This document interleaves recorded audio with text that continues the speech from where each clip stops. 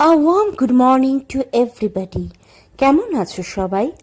আসলে আজকের দিনটা এতটাই সুন্দর তাই ভাবলাম তোমাদের সাথে শেয়ার করি গেট রেডি উইথ মির একটা ভিডিও।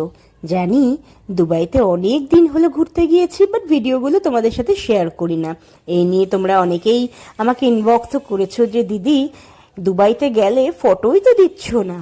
তো তাদেরকে জানাই, আসলে লাস্ট 1 মান্থ ধরে তো আমরা সবাই হট কেক হয়েছিলাম বলো। এখন যখন এত সুন্দর একটা ওয়েদার এসছে তো ভাবলাম তোমাদের সাথে এবার শেয়ার করা যাক।